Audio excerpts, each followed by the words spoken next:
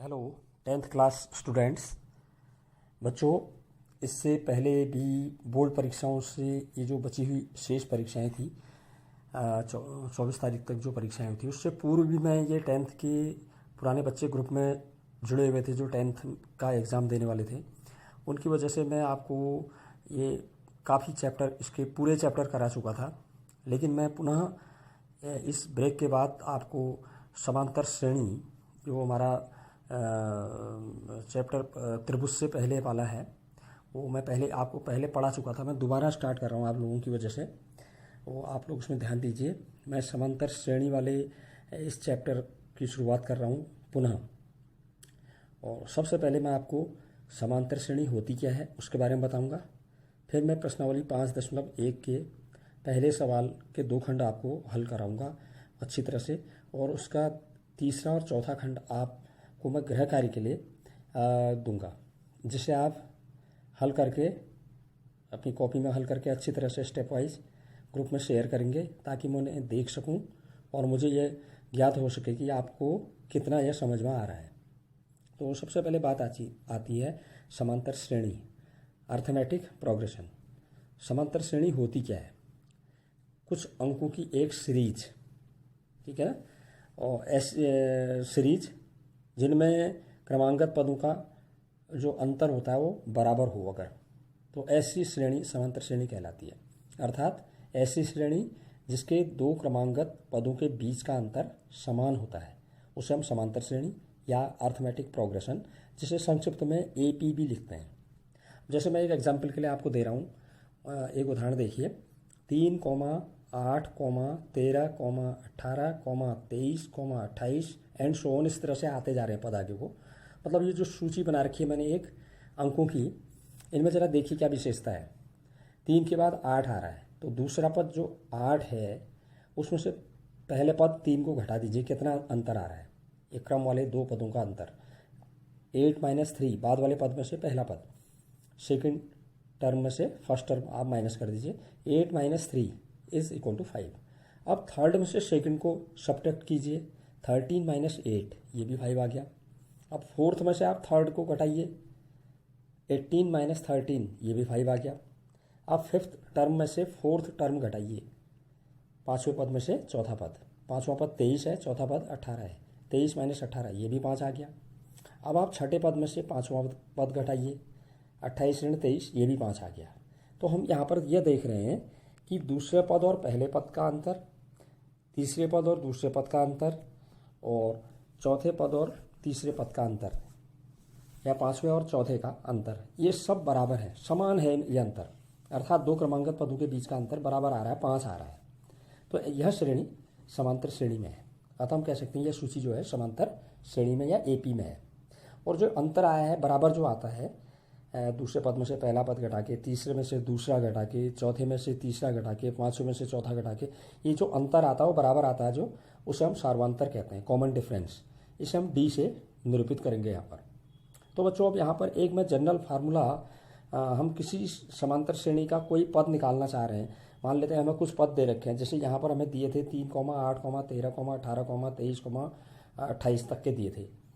1, 2, 3, 4, 5, 6 पद दिए थे। मान लेते हैं इसी श्रेणी का हमसे पूछ रहे हैं 50वां पद क्या होगा। तो आप अगर ऐसे गिनते हुए लिखते जाएंगे, जोड़ते हुए लिखते जाएंगे, 5-5 जोड़ के लिखते जाएंगे, तो काफ़ी समय इसमें लगेगा, ठीक है। तो इसके लिए हम फार्मूला बनाना चाह रहे हैं कि किसी समांतर श्रेणी का कोई सा पद हम कैसे निकालेंगे। हम जनरली nवां पद की बात कर लेते हैं, ठीक है।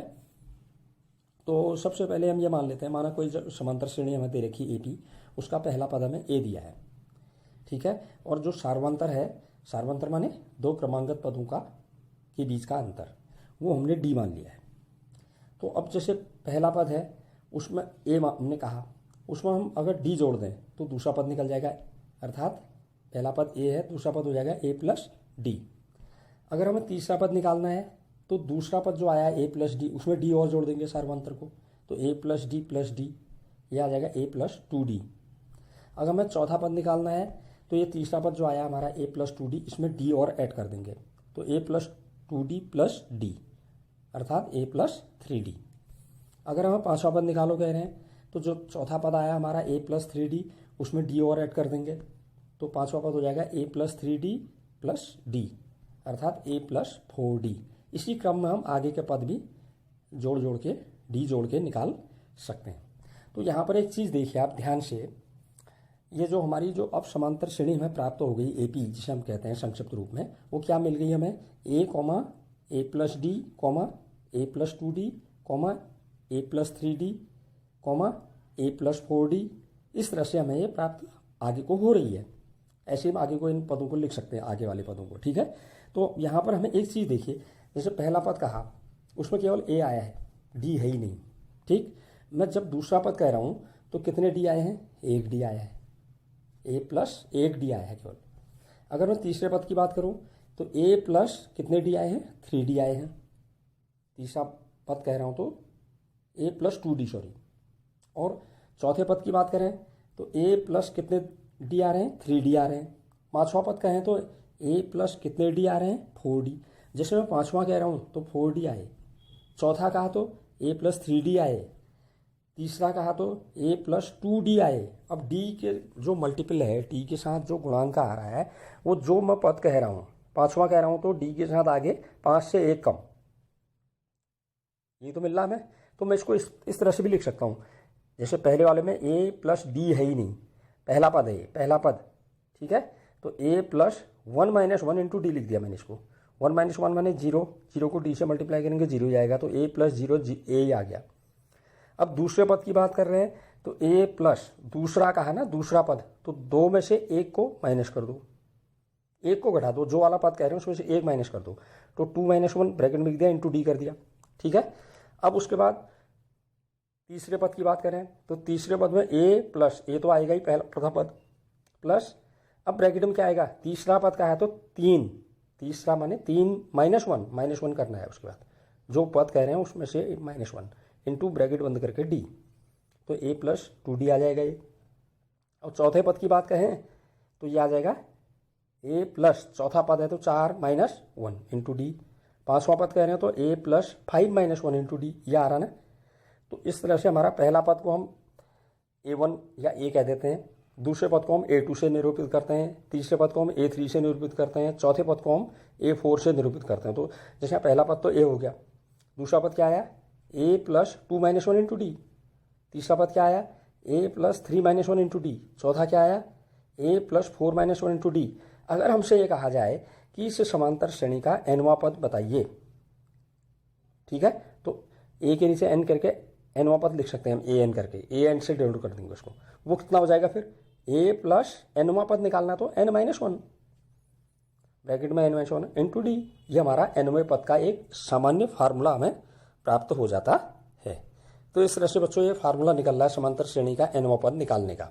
तो आप समझ गए होंगे, समांतर श्रेणी एक ऐसी सीरीज होती है, एक ऐसी श्रेणी होती है, या एक ऐसी सूची होती है संख्याओं की जिनमें 2 क्रमांगत पदों का अंतर हमेशा बराबर आता है। अगर क्रमांगत पदों का अंतर बराबर नहीं आ रहा है तो वो श्रेणी समांतर श्रेणी में नहीं आएगी।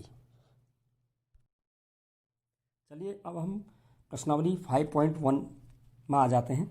और प्रश्नावली 5.1 का पहला सवाल, पहले सवाल के 2 खंड में आपको बता रहा हूँ, अच्छी तरह से आप स्टेप वाइज सीखिए, समझिए और वीडियो में देखिए अच्छी तरह से। पूरे स्टेप में दे रहा हूँ, बोल भी रहा हूँ स्टेप वाइज, और इसमें मैंने लिख भी रखा है स्टेप वाइज। तो आप यहाँ पर इनको दोनों खंड को अच्छी तरह से देख के, तीसरा और चौथा खंड वर्क के लिए मैं आपको दूंगा गृह कार्य हेतु, तो आप उसको अवश्य कल ही ग्रुप में शेयर करके मुझे दिखाएंगे। ये प्रश्न है पहला, निम्नलिखित स्थितियों में से किन स्थितियों में संबद्ध संख्याओं की सूची AP है, समांतर श्रेणी है, और क्यों है, ये भी बताना है। जैसे पहला दिया है इसने, पहला खंड, प्रत्येक किलोमीटर के बाद का टैक्सी का किराया, जबकि प्रथम किलोमीटर के लिए किराया 15 रुपया है और प्रत्येक अतिरिक्त किलोमीटर के लिए किराया 8 रुपया है। ये आप समझ गए होंगे। एक टैक्सी का किराए का एक नियम बनाया है कि पहले किलोमीटर का किराया तो 15 रुपया देना ही देना है। अगर कोई आदमी 2 किलोमीटर जा रहा है तो पहले किलोमीटर का 15 देगा वो, प्लस अतिरिक्त किराया, अब 1 किलोमीटर अतिरिक्त गया वो, अतिरिक्त 1 किलोमीटर का किराया 8 रुपया और ऐड हो जाएगा उसमें, 15 + 8 23 रुपये देगा वो 2 किलोमीटर के लिए। अगर मान लेते हैं व्यक्ति 3 किलोमीटर जाता है तो पहले किलोमीटर के लिए तो 15 रुपया देना ही है, अब बचे 2 किलोमीटर और, है ना। प्रत्येक किलोमीटर का किराया अतिरिक्त का 8 रुपया है, तो 2 × 8 उसमें और ऐड कर देंगे 15 में, 15 धन 2 गुणा 8 माने 31 रुपया देना पड़ेगा। और इस तरह से कह रखा है इसने। तो इस तरह से जो किराए की सूची आएगी, क्या वो समांतर श्रेणी में है, एपी में है, और है तो क्यों है, ये भी हमें बताना है। तो बच्चों यहाँ पर देखिए, प्रथम पहले खंड को ही बता रहा हूँ मैं। प्रथम किमी का किराया हमें दे रखा है, 1 किलोमीटर का किराया 15 रुपया। ठीक है। अगर हम 2 किलोमीटर का किराया निकालेंगे तो उसमें कैसे तोड़ेंगे इसको दो भागों में। 2 किलोमीटर तक अगर कोई जा रहा है तो प्रथम किलोमीटर का किराया 15 रुपया तो देगा ही। प्रथम किलोमीटर का किराया अलग आ गया 15 रुपया, प्लस कितना किलोमीटर और बच गए, 2 किलोमीटर कहा मैंने, 1 किलोमीटर तो पहला आ गया 15 रुपये वाला, शेष 1 किलोमीटर बच गया। उस शेष जो अतिरिक्त 1 किलोमीटर बचा उसका किराया केवल 8 रुपया होगा, दे रखा है प्रश्न में। ठीक है। तो 2 किलोमीटर का किराया कुल हमारा कितना आ जाएगा, प्रथम किलोमीटर का किराया 15 रुपया प्लस दूसरे वाले किलोमीटर का किराया 8 रुपया अतिरिक्त वाले का, तो 15 8 23। अगर कोई व्यक्ति 3 किलोमीटर दूरी तय करता है तो इसको हम दो भागों में कैसे तोड़ेंगे। प्रथम किलोमीटर का किराया अलग कर दिया, बाकी प्लस कितने किलोमीटर और बच गए, 3 किलोमीटर कुल थे, प्रथम किलोमीटर तो हमने अलग कर दिया, उसका 15 रुपया देना ही देना है। शेष 2 किलोमीटर का किराया, अतिरिक्त जो 2 किलोमीटर बचे उनका किराया 8 रुपये के हिसाब से। तो प्रथम किलोमीटर का किराया 15 प्लस शेष 2 किलोमीटर जो अतिरिक्त बचे उनका प्रति किलोमीटर किराया 8 रुपया था, तो 2 किलोमीटर बचे 2 गुणा 8, तो 15 धन 2 गुणा 8 अर्थात 15 धन 16 बराबर 31 रुपया आ गया। इसी प्रकार अगर 4 किलोमीटर का कोई व्यक्ति 4 किलोमीटर दूरी तय करता है तो उसको हम कैसे तोड़ेंगे। प्रथम किलोमीटर का किराया अलग आएगा प्लस कितने किलोमीटर और बच गए, 1 किलोमीटर अलग कर दिया हमने 4 में से, तो 3 अतिरिक्त किलोमीटर का किराया है। ठीक है। तो प्रथम किलोमीटर का किराया 15 हो गया प्लस 3 गुणा 8 आ जाएगा, अतिरिक्त किलोमीटर का प्रति किलोमीटर किराया 8 रुपया है, तो 15 धन 3 गुणा 8 अर्थात 15 धन 24 बराबर 39 रुपया। इसी तरह से हम आगे के किलोमीटर के लिए निकाल सकते हैं, ज़्यादा निकालने की जरूरत नहीं है। तो इस प्रकार हमें किराए की सूची क्या प्राप्त हो रही है, देखिए पहले किलोमीटर के शुरू 15 रुपया, 2 किलोमीटर के लिए आ गया था 23 रुपया, 3 किलोमीटर के लिए आ गया था 31 रुपया, फिर हमने 4 किलोमीटर के लिए निकाला हुआ आया 39 रुपया। इस तरह से डॉट डॉट डॉट आगे किराया आते जाएगा। अब जो हमें ये सूची प्राप्त हो रही है, यह श्रेणी हमें जो प्राप्त हुई, क्या ये समांतर श्रेणी में है। तो हम सबसे पहले क्या करेंगे, समांतर श्रेणी तभी होती है जब दो क्रमांगत पदों के बीच का अंतर बराबर आता है, सर्वांतर। ठीक है। तो दूसरे पद में से पहला पद घटा देते हैं, दूसरे पद को A2 से निरूपित करते हैं, A के नीचे 2 लिख के, तीसरे पद को A के नीचे 3 लिख देते हैं, चौथे पद के लिए A के नीचे 4 लिख देते हैं। तो दूसरे पद में से पहला पद घटाइए, A2 माइनस A1 कितना आएगा, A2 कितना है दूसरा पद 23 माइनस A1 कितना है 15, कितना आ गया घटा के 8।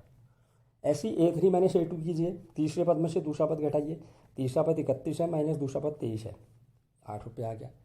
इसी तरह से चौथे पद में से तीसरा पद घटाइए, 39 माइनस 31 8 रुपया आ गया। तो हम हर जगह ये देख रहे हैं कि क्रमांगत पदों के बीच का अंतर बराबर आ रहा है, अर्थात सार्वंतर यहाँ समान आ रहा है, इसीलिए यह सूची AP में है अर्थात समांतर श्रेणी में है। क्यों है समांतर श्रेणी में, ये बता दिया मैंने, क्योंकि इनका क्रमांगत पदों का अंतर इनमें समान है अर्थात सार्वंतर बराबर है, इसलिए AP में है ये। ठीक है। ऐसी सेकंड खंड दिया बच्चों। सेकंड खंड में इसने क्या कहा था, किसी बेलन में उपस्थित हवा की मात्रा जबकि वायु निकालने वाला पंप प्रत्येक बार बेलन की शेष हवा का 1/4 भाग बाहर निकाल देता है। ये कह रहा है कि ये कोई बेलन है, सिलेंडर। ठीक है। उस सिलेंडर के अंदर उस आयतन कुछ आयतन हवा है उसके अंदर, कितना आयतन है वो हमें दिया नहीं है। ठीक है। और पंप से जब हम एक बार हवा निकालते हैं बाहर पंप से खींच के, तो वो पंप एक बार जितनी हवा होती है सिलेंडर के अंदर उसका 1/4 भाग बाहर निकाल देता है, कह रहा है। तो इस प्रकार जो सूची बनेगी, शेष वायु की जो सूची बनेगी सिलेंडर में, बार बार पंप हम चलाते जाएंगे, हर बार 1/4 भाग और शेष हवा का 1/4 भाग निकाल देगा, तो जो बचेगा सिलेंडर में बार बार एक क्रिया करने पर वो हवा का जो आयतन होगा, वायु का आयतन, उसकी जो सूची बनेगी वो समांतर श्रेणी में है या नहीं है, ये हमें बताना है। तो सबसे पहले तो ये मालूम नहीं है हमें कि बेलन में कितनी कुल आयतन वायु है। तो मान लेते हैं, माना बेलन में वायु का कुल आयतन V है। अब जब पहली बार पंप चलाया हमने तो निकाली गई वायु का आयतन कितना होगा, एक बार में कितना निकाल रहा है एक बार पंप, 1/4 भाग, जितना आयतन है सिलेंडर के अंदर बेलन के अंदर उसका 1/4। तो पहली बार पंप से निकली गई वायु का आयतन क्या हो गया, 1/4 किसका, गुणा आयतन का, V आयतन माना है हमने शुरू में, तो 1/4 गुणा V, इतनी हवा निकल गई वायु। अब शेष कितनी बच गई सिलेंडर में, तो बेलन में शेष वायु का आयतन कितना हो गया, शुरू में V था और 1/4 V उसमें से निकल गई, तो V माइनस 1/4 V माइनस कर देंगे 1/4 को, ये निकल गई है जो V में से। तो ये एलसीएम लेके आप सीधे 4 से आगे मल्टीप्लाई कर देंगे B को, 4B माइनस 1B, 4B से 1B गया, 3/4V, ये शेष हवा बच गई। शुरू में कितनी हवा थी, V आयतन, एक बार पंप चलाया कितनी बच गई, 3/4V। ठीक है, अब हम दूसरी बार फिर पंप चला रहे हैं, तो दूसरी बार बेलन से जो पंप वायु को निकालेगा कितना निकाल देगा, फिर इसका 1/4 जो शेष बचा है, अब 3/4V बचा है ना उसमें, उसका 1/4, तो 1/4 गुणा शेष वायु का आयतन कितना था सिलेंडर में, भी निकाल रखा ऊपर 3/4V। इसको मल्टीप्लाई कर दें, 3 1 जा 3/4 4 जा 16, 3/16V। इतना आयतन अब सिलेंडर के अंदर बचा हुआ है ना, इतना निकल गया, 3/4V बचा था पहली बार में, सेकंड बार में इतनी हवा निकाल दी उसने, इतनी वायु निकाल दी सिलेंडर में से, 3/4V बची थी, उसमें से भी 3/16V दूसरी बार में पंप ने बाहर निकाल दी। तो दूसरी बार जब पंप से वायु बाहर निकल गई सिलेंडर से, वो कितनी निकल गई, 3/16V। तो कितनी अब शेष बची बेलन के अंदर, अब पहले बार निकालने के बाद कितनी शेष बची थी, 3/4V, उसमें से 3/16V और निकल गई दूसरी बार में, तो उसको माइनस कर देंगे, जितनी पहले बची थी उसमें से जो निकली है भी उसको माइनस कर दीजिए, तो 3/4V माइनस 3/16V, फिर एलसीएम 16 आ गया। ठीक है ना, 4 से 16 को डिवाइड किया, 4 बार 4 3 जा 12V माइनस कितना आ गया, 16 1 जा 16 3V, 12 में से 3V गया, यह आ गया आपका 9/16V। इतनी वायु बेलन में दूसरी बार निकालने के बाद शेष बच गई। अब हमने किया उस शेष वायु का आयतन की सूची बनानी है। अब तीसरी बार अगर पंप चलाया जाएगा तो बेलन से फिर कितनी वायु निकालेगा, वो 1/4 निकाल रहा है, किसका 1/4, शेष जो बची है उसके अंदर। अब शेष कितनी बची है अभी, अब 9/16V इतनी बची है, इसका 1/4 वो तीसरी बार में निकाल देगा पंप। तो तीसरी बार पंप द्वारा बेलन से निकली वायु का आयतन कितना हो जाएगा, 1/4 गुणा किसका, 9/16V। फिर इसको मल्टीप्लाई कर दीजिए, ऊपर न्यूमरेटर में न्यूमरेटर को डिनोमिनेटर को डिनोमिनेटर से, 9 1 जा 9/40 4 × 16 हो गया 64, 9/64V। इतनी वायु तीसरी बार में पंप ने निकाल दी। अब कितनी बच गई पंप के अंदर, अब तीसरी बार जब हमने पंप चलाया तो कितनी बची, अब पहले कितनी वायु शेष कितनी बची थी इससे पहले में, दूसरी बार में जो अभी निकाला था हमने घटा के, 9/16V, इसमें से भी इतनी और निकाल दी इसने तीसरी बार में, 9/64V, इसको माइनस कर देंगे तो अब कितना बेलन के अंदर वायु बची उसका आयतन निकल जाएगा।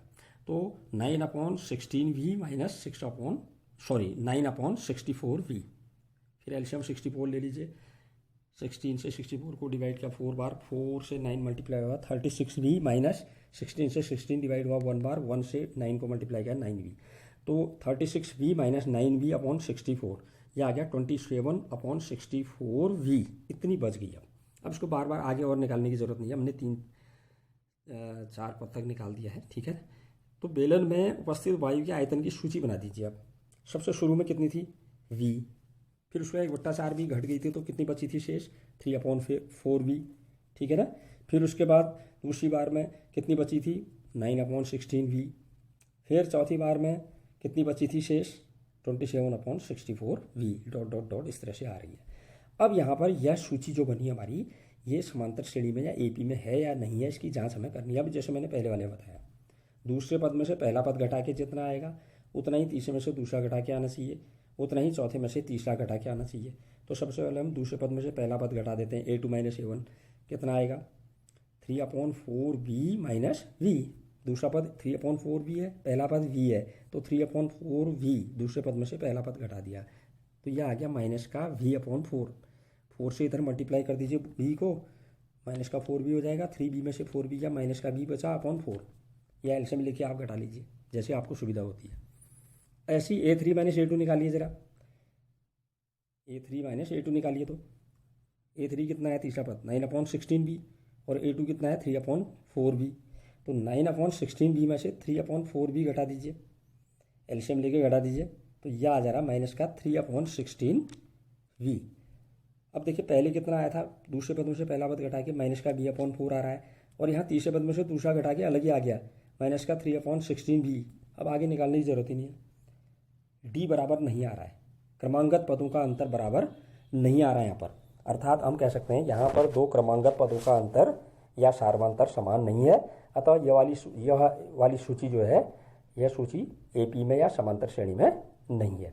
तो बच्चों आज मैं इतना ही बता रहा हूँ, और आप लोग जो है इसके 2 खंड और बचे हैं, वो मैं आपको गृह कार्य हेतु दे रहा हूँ। आप उनको बढ़िया ढंग से कॉपी में स्टेप वाइज हल करके, जैसे मैंने ये बताए हैं, आप हल करके मुझे दिखाइए। अगर किसी खंड में आपको समझ में नहीं आता है, कोई चीज़ पूछना है, तो ग्रुप में शेयर करके उसे भी पूछ लीजिए। ठीक है। अभी ये क्योंकि अभी ये कोरोना की काल की वजह से थोड़ा सा दिक्कतें आ रही हैं, ऑनलाइन पढ़ाई फ़िलहाल अभी चलनी है कुछ दिन, तो तब तक आप लोग घर पर सुरक्षित रहिए और पढ़िए। और जो भी आपको सवाल पूछना है, कोई प्रश्न में कठिनाई आ रही है, आप अवश्य पूछिए उसे। ठीक।